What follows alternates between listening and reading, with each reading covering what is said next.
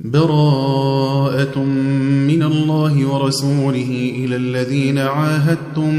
من المشركين فسيحوا في الأرض 4 أشهر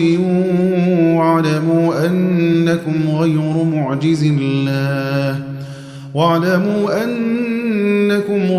معجز الله وأن الله مخزي الكافرين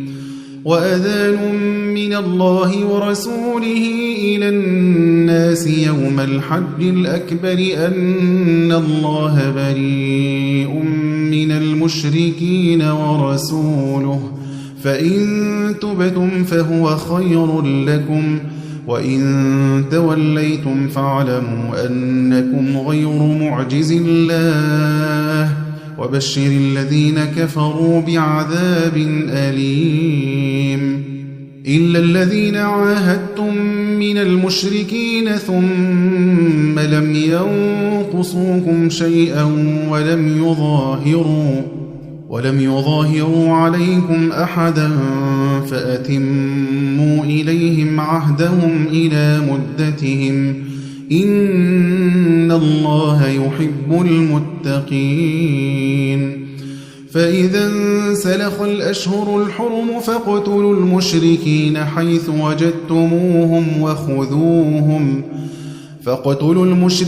حيث وجدتموهم وخذوهم واحصروهم واقعدوا لهم كل مرصد فإن تابوا وأقاموا الصلاة وآتوا الزكاة فخلوا سبيلهم إن الله غفور رحيم وإن أحد من المشركين استجارك فأجره حتى يسمع كلام الله ثم أبلغه مأمنه ذلك بأنهم قوم لا يعلمون كيف يكون للمشركين عهد عند الله وعند رسوله إلا الذين عاهدتم عند المسجد الحرام فما استقاموا لكم فاستقيموا لهم إن الله يحب المتقين كيف وإن يظهروا عليكم لا يرقبوا فيكم إلا ولا ذمة يرضونكم بأفواههم وتأبى قلوبهم وأكثرهم فاسقون اشتروا بآيات الله ثمنا قليلا فصدوا عن سبيله إنهم ساء ما كانوا يعملون لا يرقبون في مؤمن إلا ولا ذمة وأولئك هم المعتدون فإن تابوا وأقاموا الصلاة وآتوا الزكاة فإخوانكم في الدين ونفصل الآيات لقوم يعلمون وإن نكثوا أيمانهم من بعد عهدهم وطعنوا في دينكم فقاتلوا أئمة الكفر إنهم لا أيمان لهم لعلهم ينتهون ألا تقاتلون قوما نكثوا أيمانهم وهموا بإخراج الرسول وهم بدؤوكم أول مرة أتخشونهم فالله أحق أن تخشوه إن كنتم مؤمنين قاتلوهم يعذبهم الله بأيديكم ويخزهم وينصركم عليهم ويشف صدور قوم مؤمنين ويذهب غيظ قلوبهم ويتوب الله على من يشاء والله عليم حكيم أم حسبتم أن تتركوا ولما يعلم الله الذين جاهدوا منكم ولما يعلم الله الذين جاهدوا منكم ولم يتخذوا من دون الله ولا رسوله ولا المؤمنين وليجة والله خبير بما تعملون ما كان للمشركين أن يعمروا مساجد الله شاهدين على أنفسهم بالكفر أولئك حبطت أعمالهم وفي النار هم خالدون إنما يعمر مساجد الله من آمن بالله واليوم الآخر وأقام الصلاة وآتى الزكاة ولم يخش إلا الله فعسى أولئك أن يكونوا من المهتدين أجعلتم سقاية الحاج وعمارة المسجد الحرام كمن آمن بالله واليوم الآخر وجاهد في سبيل الله لا يستوون عند الله والله لا يهدي القوم الظالمين الذين آمنوا وهاجروا وجاهدوا في سبيل الله بأموالهم وأنفسهم أعظم درجة عند الله وأولئك هم الفائزون يبشرهم ربهم برحمة منه ورضوان وجنات لهم فيها نعيم مقيم خالدين فيها أبدا إن الله عنده أجر عظيم يا أيها الذين آمنوا لا تتخذوا آباءكم وإخوانكم أولياء إن استحبوا الكفر على الإيمان ومن يتولهم منكم فأولئك هم الظالمون قل إن كان آباؤكم وأبناؤكم وإخوانكم وأزواجكم وعشيرتكم وأموال اقترفتموها تخشون كسادها ومساكن ترضونها أحب إليكم من الله ورسوله وجهاد في سبيله فتربصوا حتى يأتي الله بأمره والله لا يهدي القوم الفاسقين لقد نصركم الله في مواطن كثيرة ويوم حنين إذ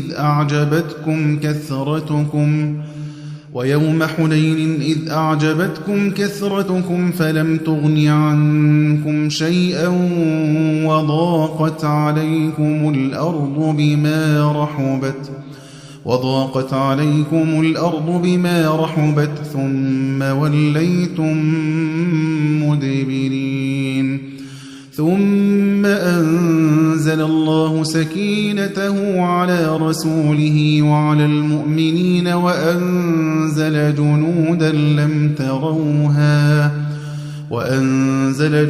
لم تروها وعذب الذين كفروا وذلك جزاء الكافرين ثم يتوب الله من بعد ذلك على من يشاء والله غفور رحيم يا أيها الذين آمنوا إنما المشركون نجس فلا يقربوا المسجد الحرام بعد عامهم هذا وإن خفتم عيلة فسوف يغنيكم الله من فضله إن شاء إن الله عليم حكيم قاتلوا الذين لا يؤمنون بالله ولا باليوم الآخر ولا يحرمون ما حرم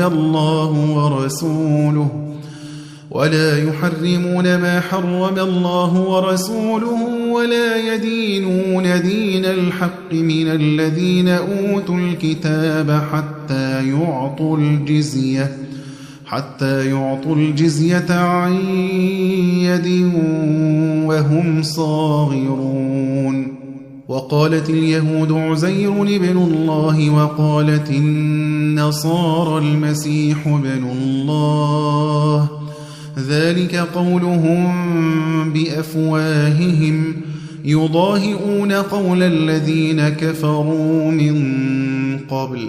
قاتلهم الله أنى يؤفكون اتخذوا أحبارهم ورهبانهم أربابا من دون الله والمسيح ابن مريم وما أمروا إلا ليعبدوا إلها واحدا لا إله إلا هو سبحانه عما يشركون يريدون أن يطفئوا نور الله بأفواههم ويأبى الله إلا أن يتم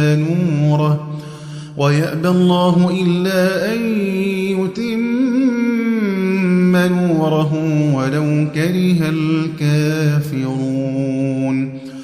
هو الذي أرسل رسوله بالهدى ودين الحق ليظهره على الدين كله ولو كره المشركون يا أيها الذين آمنوا إن كثيرا من الأحبار والرهبان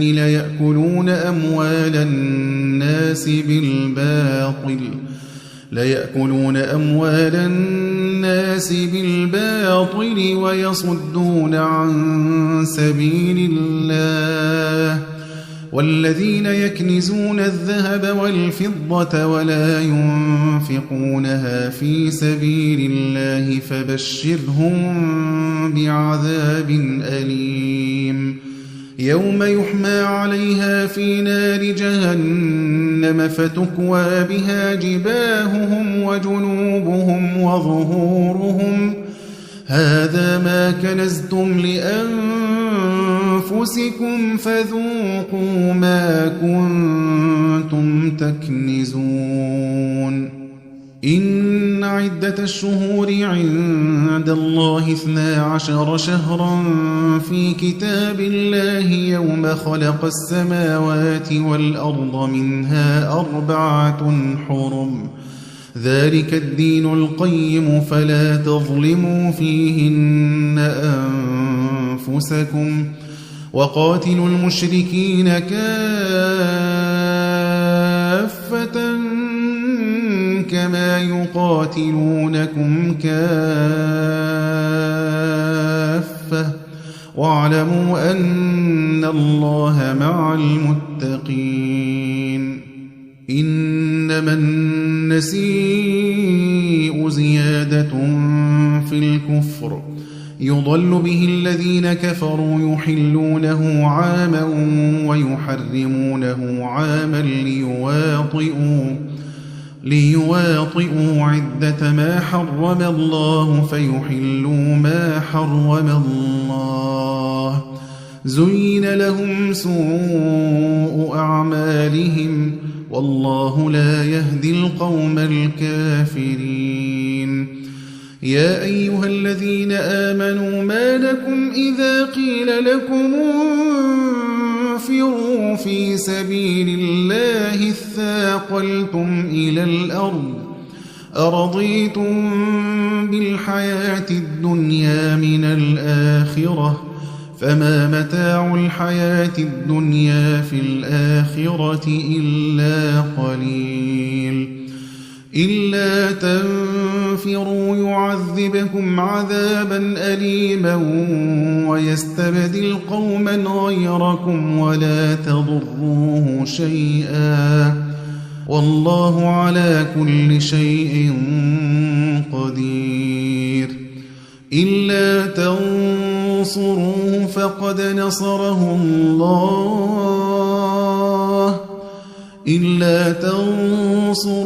فقد نصره الله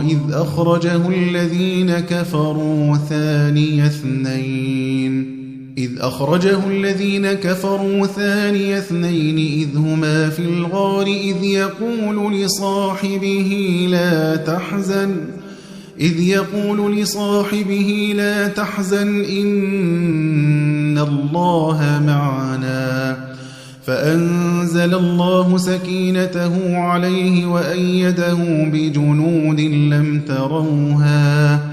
وأيده بجنود لم تروها وجعل كلمة الذين كفروا السفلى وكلمة الله هي العليا والله عزيز حكيم انفروا خفافا وثقالا وجاهدوا بأموالكم وأنفسكم في سبيل الله ذلكم خير لكم إن كنتم تعلمون لو كان عرضا قريبا وسفرا قاصدا لاتبعوك ولكن بعدت عليهم الشقة وسيحلفون بالله لو استطعنا لخرجنا معكم يهلكون أنفسهم والله يعلم إنهم لكاذبون عفى الله عنك لم أذنت لهم حتى يتبين لك الذين صدقوا وتعلم الكاذبين لا يستأذنك الذين يؤمنون بالله واليوم الآخر أن يجاهدوا بأموالهم وأنفسهم والله عليم بالمتقين إنما يستأذنك الذين لا يؤمنون بالله واليوم الآخر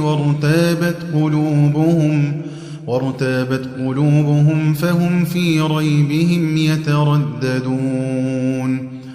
ولو أرادوا الخروج لأعدوا له عدة ولكن كره الله بعاثهم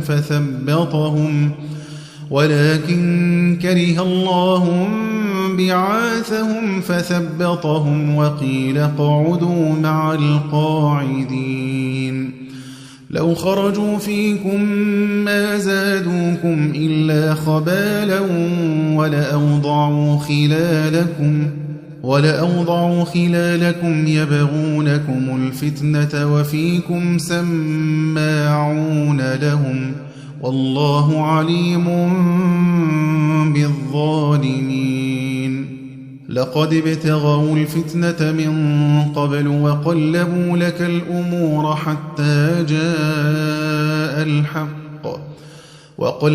لك الأمور حتى جاء الحق وظهر أمر الله وهم كارهون ومنهم من يقول ائذن لي ولا تفتني ألا في الفتنة سقطوا وإن جهنم لمحيطة بالكافرين إن تصبك حسنة تسؤهم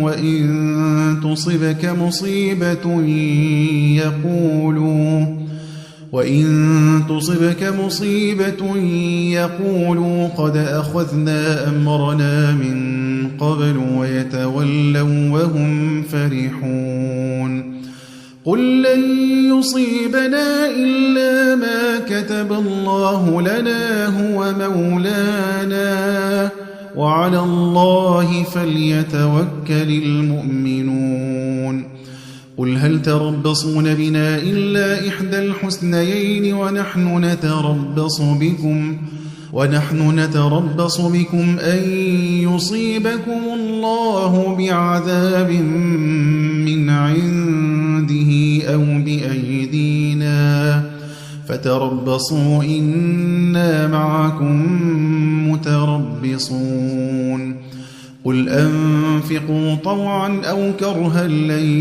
يتقبل منكم إنكم كنتم قوما فاسقين وما منعهم أن تقبل منهم نفقاتهم إلا أنهم كفروا بالله وبرسوله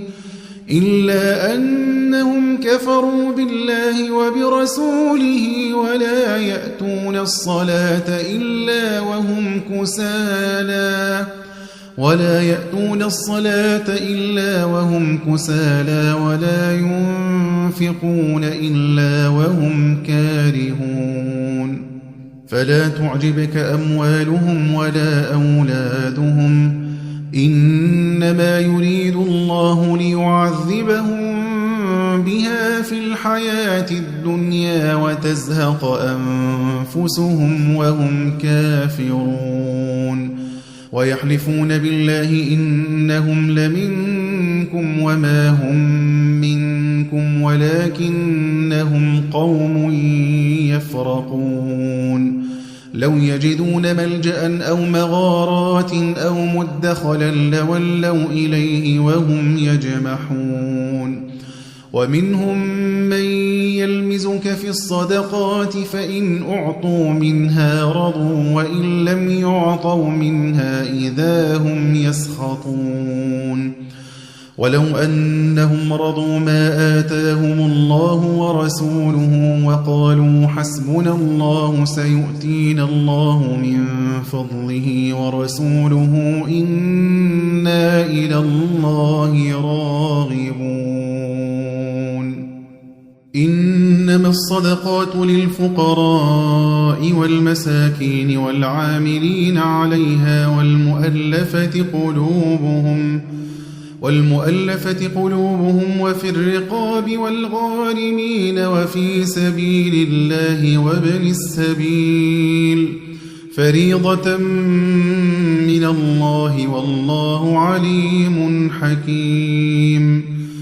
ومنهم الذين يؤذون النبي ويقولون هو أذن قل أذن خير لكم يؤمن بالله ويؤمن للمؤمنين ورحمة للذين آمنوا منكم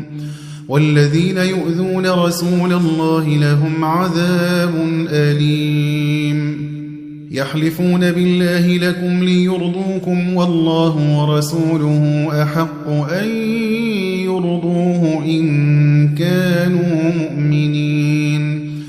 ألم يعلموا أنه من يحادد الله ورسوله فأن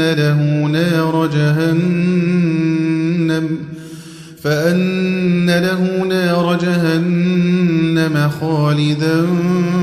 فيها ذلك الخزي العظيم يحذر المنافقون أن تنزل عليهم سورة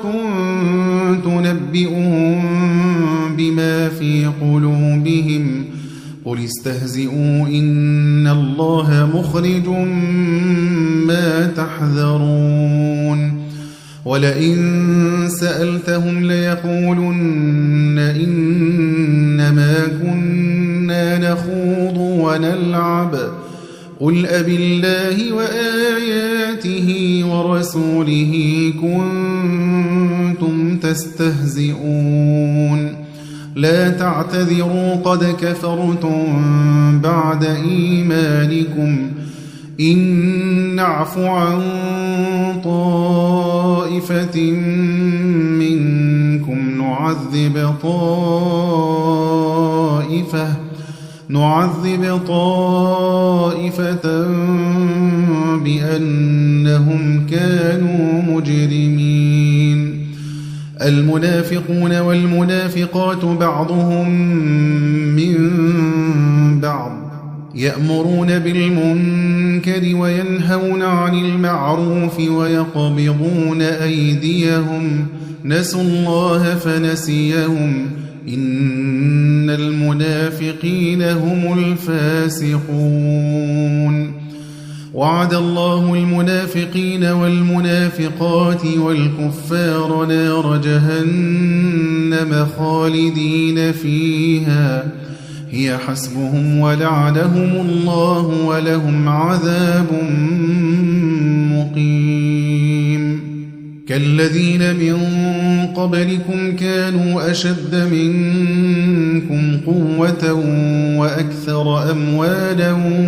وأولادا فاستمتعوا بخلاقهم فاستمتعتم بخلاقكم كما استمتع الذين من قبلكم بخلاقهم وخضتم كالذي خاضوا أولئك حبطت أعمالهم في الدنيا والآخرة وأولئك هم الخاسرون ألم يأتهم نبأ الذين من قبلهم قوم نوح وعاد وثمود وقوم إبراهيم وأصحاب مدين والمؤتفكات أتتهم رسلهم بالبينات فما كان الله ليظلمهم ولكن كانوا أنفسهم يظلمون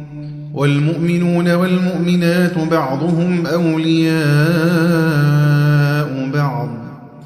يأمرون بالمعروف وينهون عن المنكر ويقيمون الصلاة ويؤتون الزكاة ويطيعون الله ورسوله أولئك سيرحمهم الله إن الله عزيز حكيم وعد الله المؤمنين والمؤمنات جنات تجري من تحتها الأنهار خالدين فيها ومساكن طيبة في جنات عدن ورضوان من الله أكبر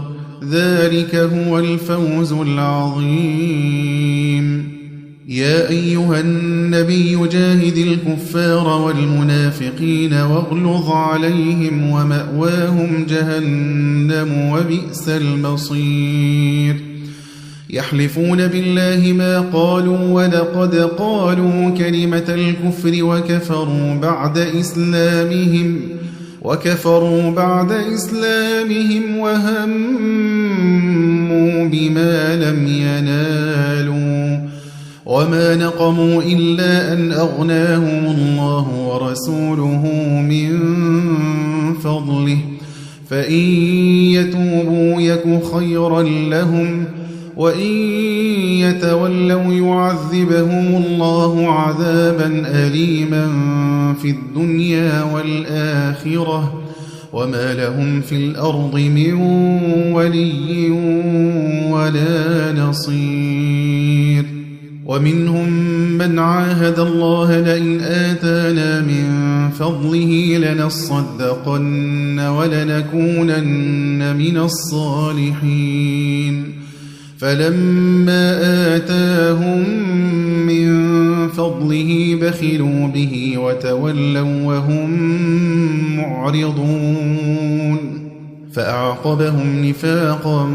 في قلوبهم إلى يوم يلقونه بما أخلفوا الله ما وعدوه وبما كانوا يكذبون ألم يعلموا أن الله يعلم سرهم ونجواهم وأن الله علام الغيوب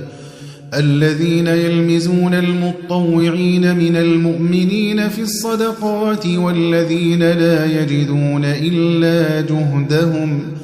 والذين لا يجدون إلا جهدهم فيسخرون منهم سخر الله منهم ولهم عذاب أليم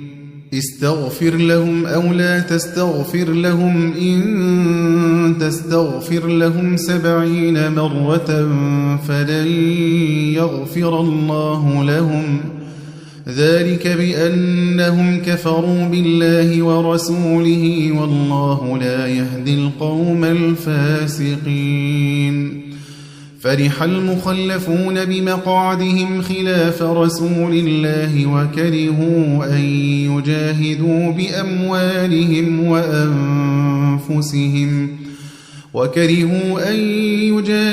بأموالهم وأنفسهم في سبيل الله وقالوا لا تنفروا في الحر قل نار جهنم أشد حرا لو كانوا يفقهون فليضحكوا قليلا وليبكوا كثيرا جزاء بما كانوا يكسبون فإن رجعك الله إلى طائفة منهم فاستأذنوك للخروج فقل لن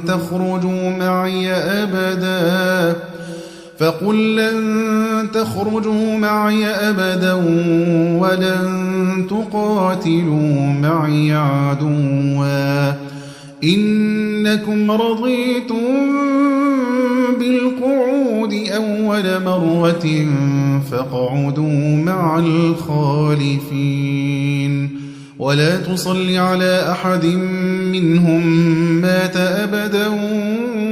ولا تقم على قبره إنهم كفروا بالله ورسوله وماتوا وهم فاسقون ولا تعجبك أموالهم وأولادهم إنما يريد الله أن يعذبهم بها في الدنيا وتزهق أنفسهم وهم كافرون وإذا أنزلت سورة أن آمنوا بالله وجاهدوا مع رسوله استأذنك أولو الطول منهم وقالوا ذرنا نكن مع القاعدين رضوا بأن يكونوا مع الخوالف وطبع على قلوبهم فهم لا يفقهون لكن الرسول والذين آمنوا معه جاهدوا بأموالهم وأنفسهم وأولئك لهم الخيرات وأولئك هم المفلحون أعد الله لهم جنات تجري من تحتها الأنهار خالدين فيها ذلك الفوز العظيم وجاء المعذرون من الأعراب ليؤذن لهم وقعد الذين كذبوا الله ورسوله سيصيب الذين كفروا منهم عذاب أليم ليس على الضعفاء ولا على المرضى ولا على الذين لا يجدون ما ينفقون حرج إذا نصحوا لله ورسوله ما على المحسنين من سبيل والله غفور رحيم ولا على الذين إذا ما أتوك لتحملهم قلت لا أجد ما أحملكم عليه تولوا وأعينهم تفيض من الدمع حزنا ألا يجدوا ما ينفقون إنما السبيل على الذين يستأذنونك وهم أغنياء رضوا بأن يكونوا مع الخوالف وطبع الله على قلوبهم فهم لا يعلمون يعتذرون إليكم إذا رجعتم إليهم قل لا تعتذروا لن نؤمن لكم قد نبأنا الله من أخباركم وسيرى الله عملكم ورسوله ثم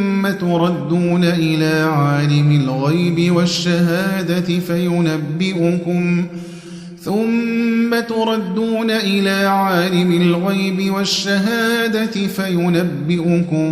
بما كنتم تعملون سيحلفون بالله لكم إذا انقلبتم إليهم لتعرضوا عنهم فأعرضوا عنهم إنهم رجس ومأواهم جهنم جزاء بما كانوا يكسبون يحلفون لكم لترضوا عنهم فإن ترضوا عنهم فإن الله لا يرضى عن القوم الفاسقين الأعراب أشد كفرا ونفاقا وأجدر ألا يعلموا حدود ما أنزل الله على رسوله والله عليم حكيم ومن الأعراب من يتخذ ما ينفق مغرما ويتربص بكم الدوائر عليهم دائرة السوء والله سميع عليم ومن الأعراب من يؤمن بالله واليوم الآخر ويتخذ ما ينفق قربات عند الله وصلوات الرسول ألا إنها قربة لهم سيدخلهم الله في رحمته إن الله غفور رحيم والسابقون الأولون من المهاجرين والأنصار والذين اتبعوهم بإحسان رضي الله عنهم ورضوا عنه وأعد لهم جنات تجري تحتها الأنهار خالدين فيها أبدا ذلك الفوز العظيم وممن حولكم من الأعراب منافقون ومن أهل المدينة مردوا على النفاق لا تعلمهم نحن نعلمهم سنعذبهم مرتين ثم يردون إلى عذاب عظيم وآخرون اعترفوا بذنوبهم خلقوا عملا صالحا وآخر سيئا عسى الله أن يتوب عليهم إن الله غفور رحيم خذ من أموالهم صدقة تطهرهم وتزكيهم بها وصل عليهم إن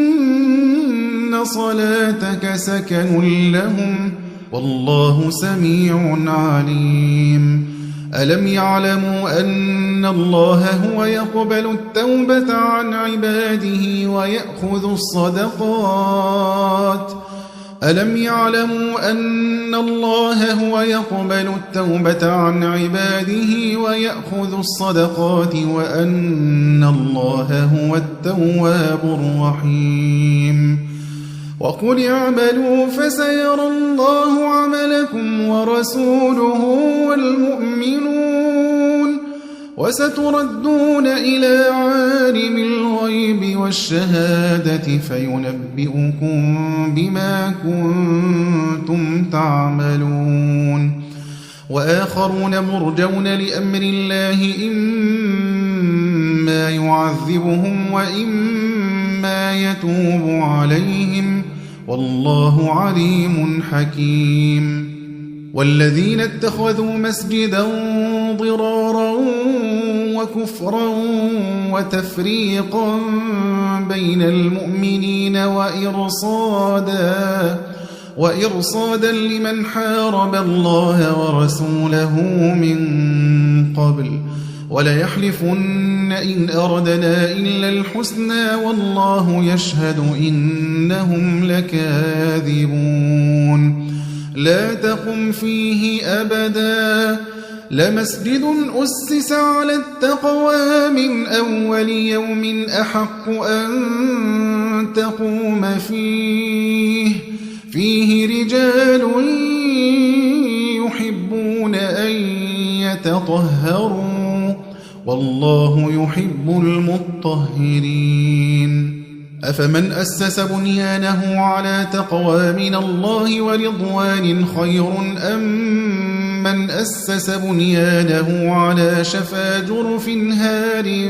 فانهار به في نار جهنم والله لا يهدي القوم الظالمين لا يزال بنيانهم الذي بنوا ريبة في قلوبهم إلا أن تقطع قلوبهم والله عليم حكيم إن الله اشترى من المؤمنين أنفسهم وأموالهم بأن لهم الجنة يقاتلون في سبيل الله فيقتلون ويقتلون وعدا عليه حقا في التوراة والإنجيل والقرآن ومن أوفى بعهده من الله فاستبشروا ببيعكم الذي بايعتم به وذلك هو الفوز العظيم التائبون العابدون الحامدون السائحون الراكعون الساجدون الآمرون بالمعروف والناهون عن المنكر والحافظون لحدود الله وبشر المؤمنين ما كان للنبي والذين آمنوا أن يستغفروا للمشركين ولو كانوا أولي قربى من بعد ما تبين لهم أنهم أصحاب الجحيم وما كان استغفار إبراهيم لأبيه إلا عن موعدة وعدها إياه فلما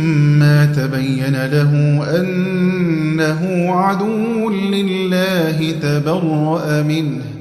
إن إبراهيم لأواه حليم وما كان الله ليضل قوما بعد إذ هداهم حتى يبين لهم ما يتقون إن الله بكل شيء عليم إن الله له ملك السماوات والأرض يحيي ويميت وما لكم من دون الله من ولي ولا نصير لقد تاب الله على النبي والمهاجرين والأنصار الذين اتبعوه في ساعة العسرة من بعد ما كاد يزيغ قلوب فريق منهم ثم تاب عليهم إنه بهم رءوف رحيم وعلى الثلاثة الذين خلفوا حتى إذا ضاقت عليهم الأرض بما رحبت وضاقت عليهم أنفسهم وظنوا أن لا ملجأ من الله إلا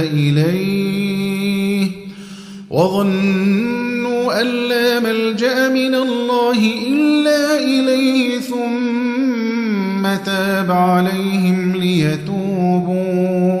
إن الله هو التواب الرحيم يا أيها الذين آمنوا اتقوا الله وكونوا مع الصادقين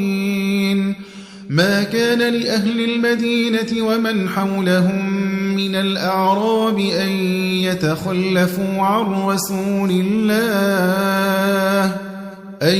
يتخلفوا عن رسول الله ولا يرغبوا بأنفسهم عن نفسه ذلك بأنهم لا يصيبهم ظمأ ولا نصب ولا مخمصة في سبيل الله ولا يطؤون موطئا يغيظ الكفار ولا ينالون من عدو نيلا إلا كتب لهم به عمل صالح إن الله لا يضيع أجر المحسنين ولا ينفقون نفقة صغيرة ولا كبيرة ولا يقطعون واديا إلا كتب لهم ليجزيهم الله أحسن ما كانوا يعملون وما كان المؤمنون لينفروا كافة فلولا نفر من كل فرقة منهم طائفة ليتفقهوا في الدين ولينذروا قومهم إذا رجعوا إليهم لعلهم يحذرون يا أيها الذين آمنوا قاتلوا الذين يلونكم من الكفار وليجدوا فيكم غلظة واعلموا أن الله مع المتقين وإذا ما أنزلت سورة فمنهم من يقول أيكم زادته هذه إيمانا فأما الذين آمنوا فزادتهم إيمانا وهم يستبشرون وأما الذين في قلوبهم مرض فزادتهم رجسا إلى رجسهم وماتوا وهم كافرون أولا يرون أنهم يفتنون في كل عام مرة أو مرتين ثم لا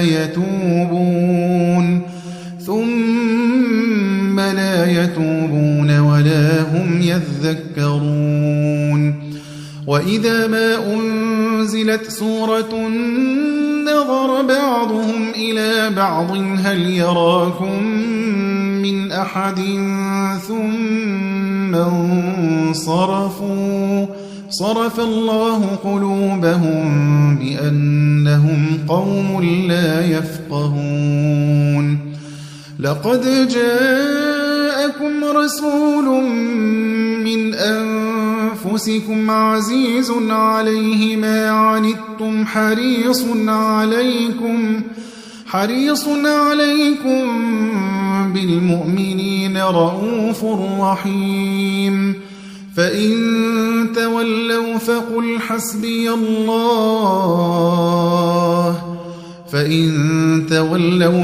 حسبي الله لا إله إلا هو عليه توكلت وهو رب العرش العظيم